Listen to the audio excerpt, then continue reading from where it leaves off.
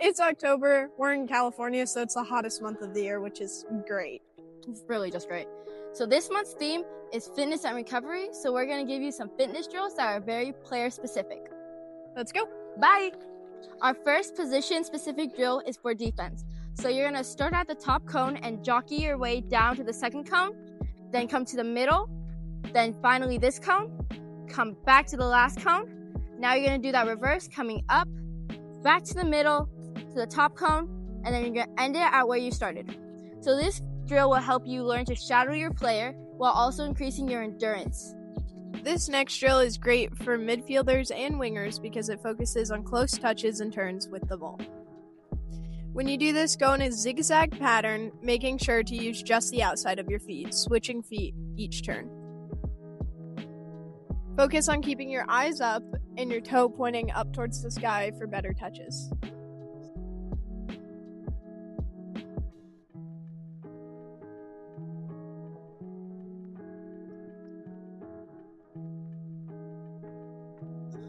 Our final position-specific drill is for the strikers. So what you're going to do is you're going to dribble through the cones using only one foot. Then, once you get to the end, you're going to take a shot with that same foot. Then repeat it, but with the other foot at the end. And here's the opposite foot take.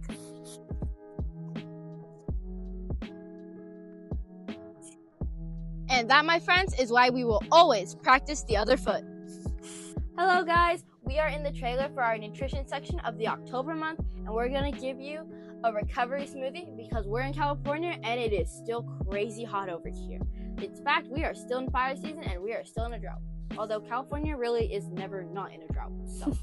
So what makes the smoothie a recovery smoothie? All the protein that we will be adding in here will help your muscles recover after a really hard training session. Okay, so let's get into what we're adding because we're making different smoothies.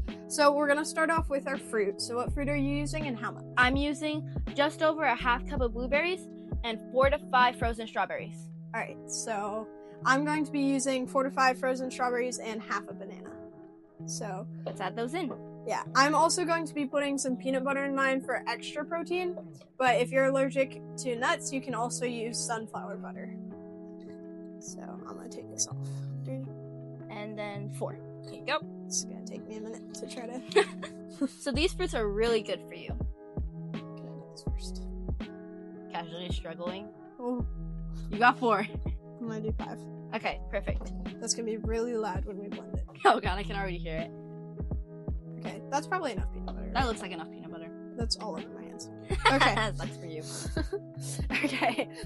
So next up, we're adding in our protein powders. What flavor? I have vanilla protein powder. And then I have chocolate. So if you don't have protein powder, you can also use milk or Greek yogurt. Or if you're not allergic to nuts, you can use cashews or almonds, which are great sources of protein. So let's add those in. And just use however much your specific protein powder says to use. Oh, it looks like a snow mountain. Oh, it's like a little snow mountain. I feel like this is gonna go everywhere. Yep. Probably. Okay. We need a funnel next time. Yeah, there's no way. We're just gonna go in with it. It's fine. I'm gonna have to clean that up later. We'll clean it up later. Okay, ready? Okay. Now we're going to be using water. You can use milk or juice, but if you do, make sure it's compatible with whatever protein powder you use. That way it dissolves and just doesn't float around. Okay, let me do this really quick. This one, I kind of tend to eyeball it because it depends on what consistency you want your smoothie to be. So for me, I'm going to fill it up almost all the way. And I'm just going to fill it up to where my fruit stops. That way I still get it a little bit thicker.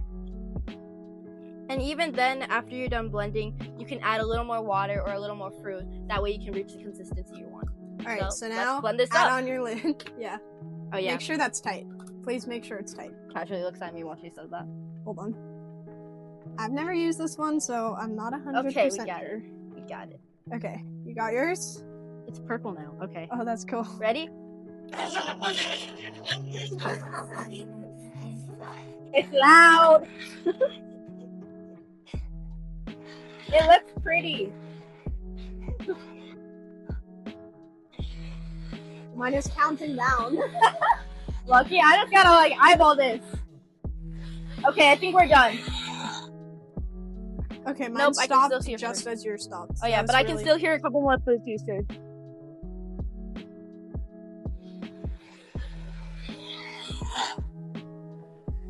So Now- a trick is too, if you're using. Let me wait for this to finish.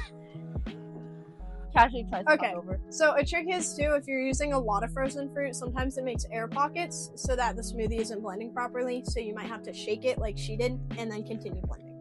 Okay. So now we get to try these.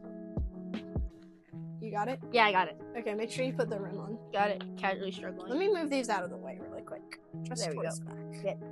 Off. Okay, there we go. Yeah, you can just put that there. There's so much protein powder. The table is now a protein table. Now get on, please. You got it? Yeah, I got it. Okay. There we go. Now we get to rate these smoothies.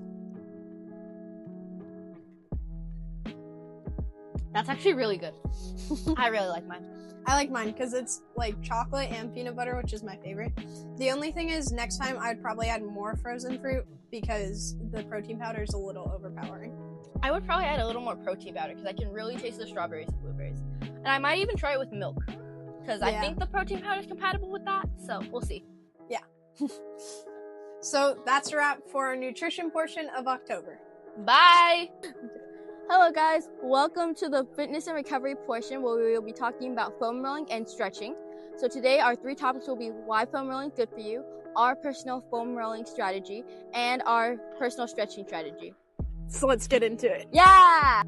Here we have a few different kinds of muscle rollers. We have 2 foam rollers and 1 plastic roller. The difference between foam rollers tends to be the different textures and different grooves within them, and this is to target different muscle groups and different levels of soreness. Some of the key points are that they reduce muscle soreness, they improve flexibility and mobility range, and they promote faster recovery. They also can prevent injuries, and they relieve muscle and joint tightness, and they also can help you mentally cool down after a long day of training. Hello, now we're going to show you our rolling out routine. So I personally start with calves, so what you're going to want to do is you're going to place your foam roller on the ground. You're going to sit down, place it beneath both your ankles, put your hands behind your back, push your butt off the ground, and slowly roll forward, slowly roll back, forward, and back. And if you have a handheld plastic roller like this, it's a little simpler. You just put it behind your calf and roll up and down. But you do have to use your arm muscles because you don't have gravity on your side. And now we're going to move on to quads. So you're going to put it just above your knees here, hands behind your back, butt off the ground, and slowly roll forward and back, forward and back. Now we're going to transition to hips. So this one's a little different. You're going to turn on your side and get into like a side lunge position. And then you're going to slowly roll all the way to your hip and back, hip and back, hip and back.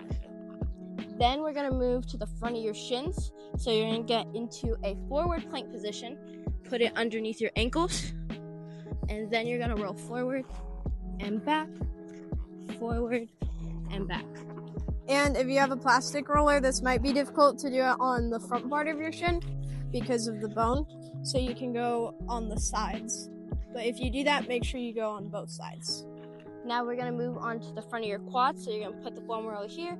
Once again, you're going to get into a plank position, forward and back, forward and back, forward and back.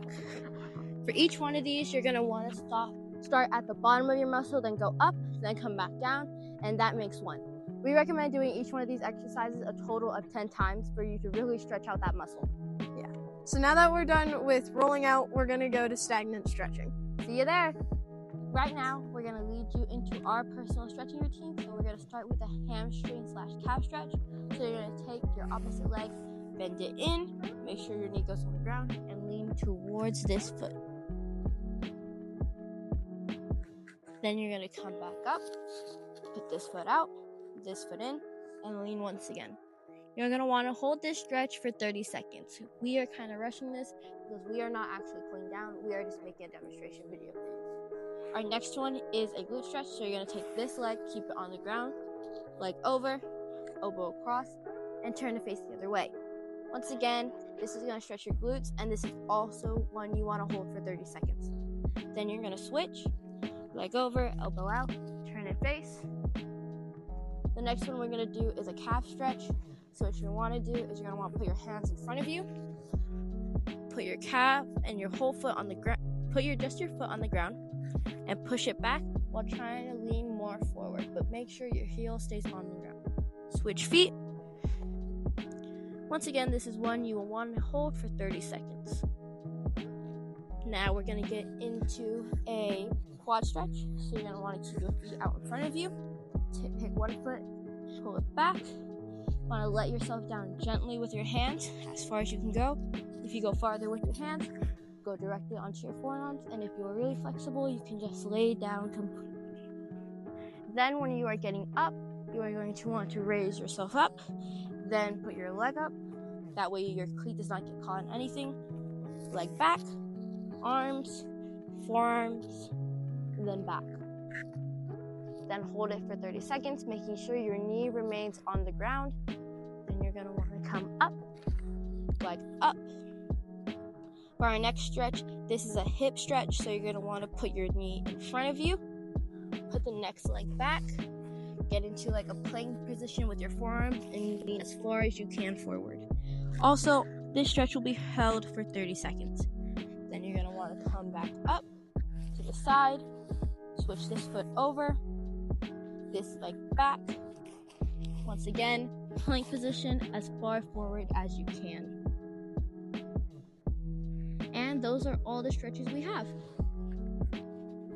So if you are extra sore in certain areas as well, you can ask your coach if they have any specific stretches that are better. But if you are sore for a prolonged period of time, reach out to your parents and your coach. Yep, because that is actually a sign of an injury. And that's it. We'll see you later. It's October, and we just finished talking about fitness and recovery. So now we're going to be talking about gifts. Because the holidays are coming, and most of these items, if they have deals, they're going to be in November. And our November video may not come out in time for you to catch these deals. So we're going to talk about them now. So the first one we have are cleat trackers powered by Playmaker. So let me give you a little tour about what's inside the case. So first we have the straps, which you will be placing over your cleats. Then we also have the case in which kind of like the little microchips are held. Let me come up there so you can see them more clearly. So you can see they have the P for Playmaker on the back, and then this is what the back looks like, and they have the right and left on them because heaven knows I would get confused. And so the way you're going to set these up is you're going to take the little rubber bit, you're going to slide it in here, making sure the R faces out, slide it in, pull the top over, and then this is how you'll place onto your cleat like this. So your toes will come out of here, and this will be where your heel is. These are really good because they track how far you run, how much you run, how quick you are, how many touches you get with the ball on both feet, how many turns you make.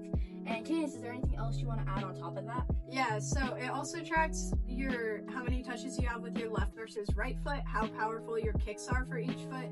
And one of my personal favorite things next to tracking your speed is that you're able to compare your old statistics to your new ones. That's a really helpful thing. And there's also a leaderboard, so during matches you can check how much you're running compared to other players in different states and around the world.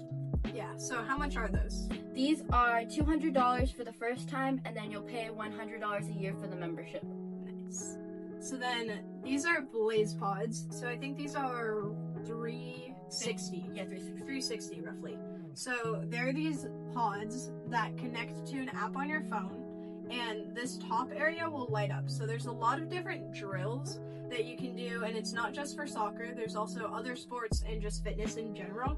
So one of my favorites is you'll be standing up, and you put the setting to where it lights up, and you have to like hit the one that lights up with your foot as quickly as you can, which helps with like your reaction time.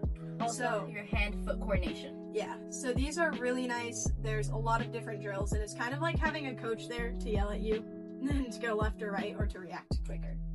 My next item is the Salt Air Case Cleat Bag. It's a really helpful tool. As you can see, it fits a pair of cleats, a pair of shin guards, and some socks, but I'm not pulling those out. It also has this little pocket in there for any little things you might carry, such as your wallet or your earbuds. And what it does is it deodorizes your cleats so they don't smell as bad. And also, it's really simple. So like, let's say you're going to train by yourself, you just pop shin guards, cleats, and socks in here and head out instead of just having to take your massive soccer bag with everything in it. Yeah, it's also $60, so that's why you'll want to catch it if it does go on sale. The next one I have, I believe this is about 15. Yeah, 15, 20. So a little cheaper than the rest is an automatic ball pump. So underneath this little cover, there are 2 needles so that if you break one, you still have it. I'm really good at breaking needles by accident. So and then there's me who loses them. I like having the extra. So you just screw it in there and then you turn it on. Sometimes it takes a second because you have to hold it. But it has all these different settings for volleyballs, basketballs, soccer balls, and it automatically sets the PSI, which is the pressure. So you would just put it in and then you put it to the setting you want and you hit the button and it automatically pumps up your ball for you. Another really cool thing is that if you prefer your soccer ball to be a little harder or a little softer, you can set your own PSI on it. That way it goes directly to what you would want it to be. And how much is it? It is $15 to $20. Yep. And then my final thing, we have to move stuff out of the way so you guys can actually see it. It's a M Station P10 rebounder. I really like this rebounder because unlike the other ones that when you kick it, it kills it so it just slips back to you. This one will actually send it back with the same amount of force because as you can see, the little strings on it are coming back because they're plastic, not fabric. And it's really nice because it has different settings on it. That way you can practice chucking it at it and then controlling it out of the air. And also, if you turn on the side, it works like a regular passing rebounder. And then it is about, I think 4? Yeah, 400. Yeah. 400 to 500 is the price range because there's a couple of different levels for it. Yeah. One thing that I do want to warn you about is if you kick the ball as hard as you can towards the rebounder, it will come back full speed, just as hard as you kicked it. So don't let it hit you in the face. We're totally not speaking from experience. Yeah, that never happened. No one saw that. No one saw that. Okay, the last thing that I'm talking about is a foam roller. So these vary in prices a lot. So this one is probably around $40. You can find cheaper ones, but of course the quality will depend On the price. Yeah. So these ones are just really, really nice to roll out with. You saw that earlier in our video. Yeah. So I really recommend. So thank you for listening to this. Next month we will have stocking stuffers because those will be easier to find. And even if our video does come out a little later, you won't have to worry as much about pricing. Yeah, but these we just wanted to give you before November because remember, if any of these go on sale, it will probably be in November. So make sure you keep an eye out because these will sell out fast. So thank you for watching this month's video and bye! Bye!